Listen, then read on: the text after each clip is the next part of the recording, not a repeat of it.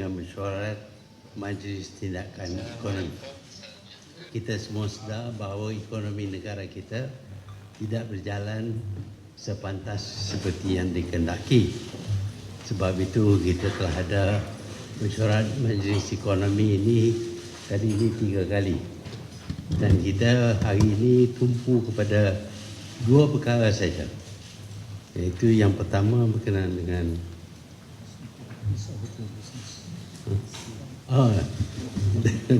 first one pasal ease of doing business.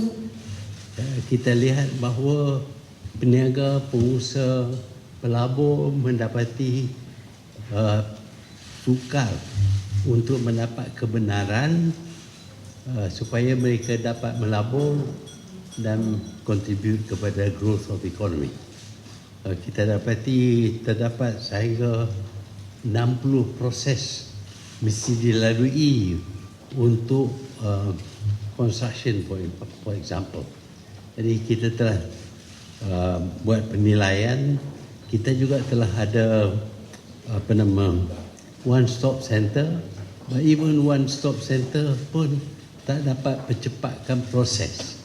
So now the KSN has been instructed to reduce the number of processes and the number each agency will look into in order to reduce the time taken for giving the approval for any investment in the construction center.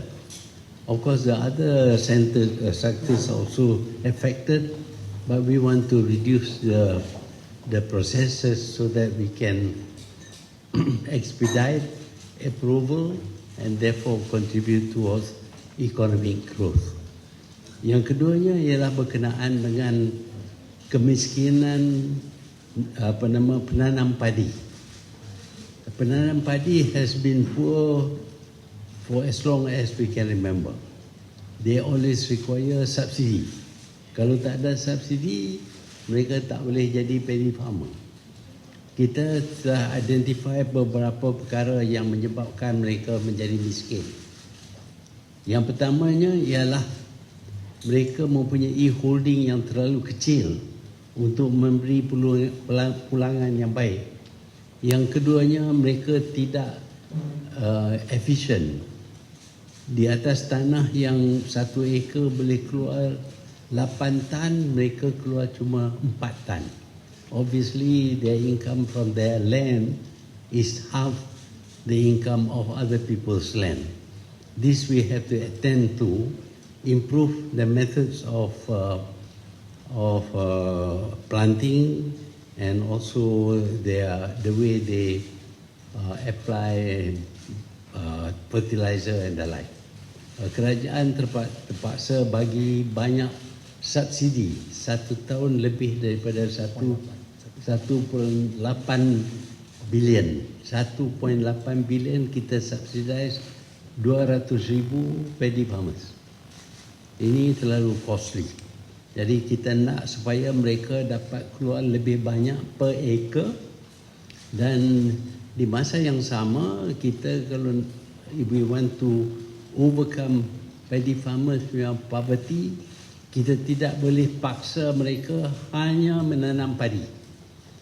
Mereka boleh ada other crops yang boleh beri pulangan yang lebih baik.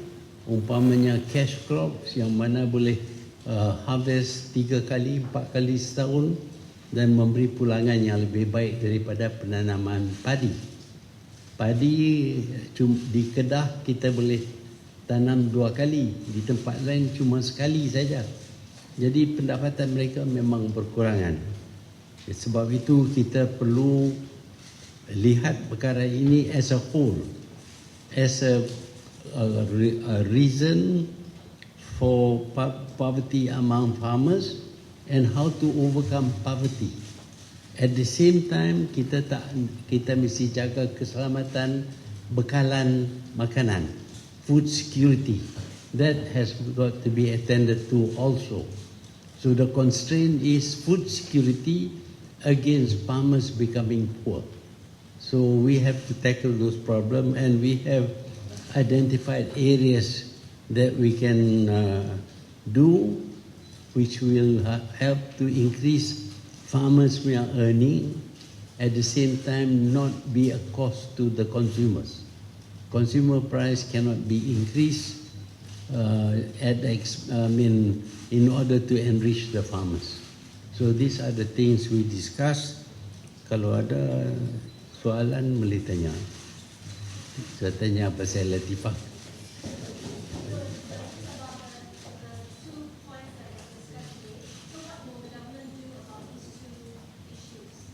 Yang pertamanya, we want to study how the efficient farmers can make 8 tons per acre. So we want to apply their system and also other system to increase productivity per acre of the land holdings of the farmers. Secondly, if we can earn more through planting other crops like vegetable or even fruits. Already in Kedah, they are producing harum manis, melon, nanas and all that. This gives them a better return. Maybe they should allocate a certain part of their land to grow other crops. We import $60 billion of food per year. We need to reduce that. We have been concentrating on rubber and palm tree without thinking of our food needs, excepting for rice. Okay?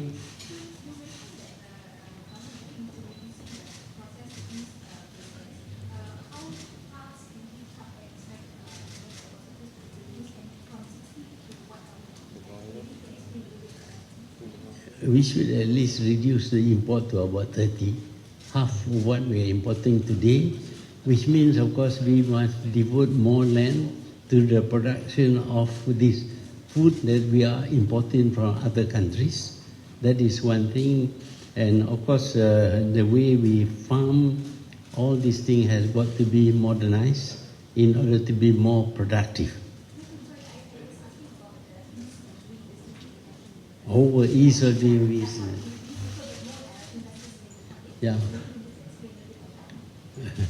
Just now during the briefing, they identified all the processes that we have to go through in order to build a house. Sometimes in some places it takes 3 years before you can, and this is a cost to the developer because they have to negotiate for loans, etc.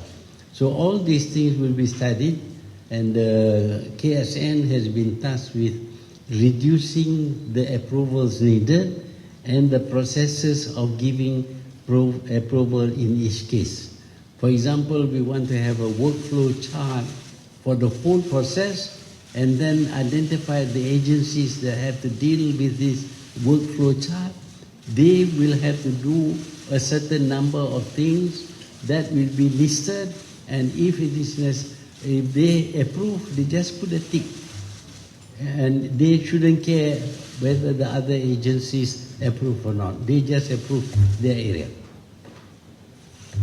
Okay. Bila. Okay. Terima kasih.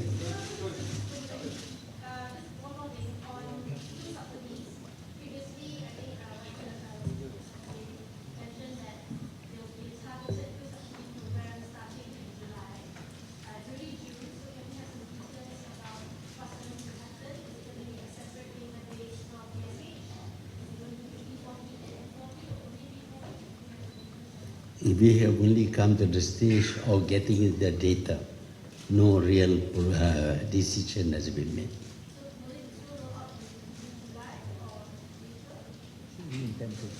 Yeah, I think by July later. Okay? Yeah?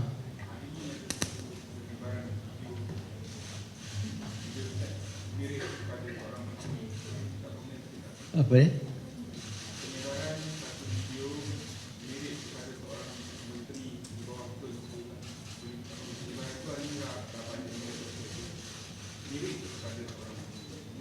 Saya tak tahu apa pun.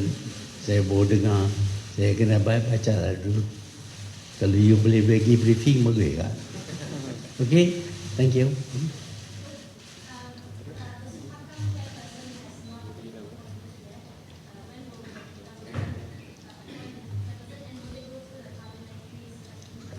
we don't have a parliamentary select committee. We intend to have parliamentary select committee. But to do that, we need to change some provisions in the constitution. To change that, we need a two-thirds majority, and the government doesn't have a two-thirds majority. Yeah, but they cannot function legally yet. So at the moment, we go to the old idea of making appointments. That is, the Prime Minister decides. The others can give their views, but it is the Prime Minister who decides. Okay, like, dah lah.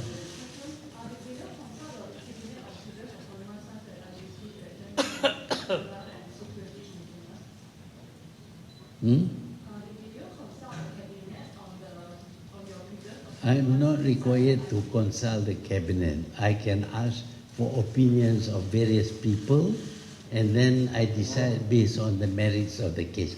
Thank you.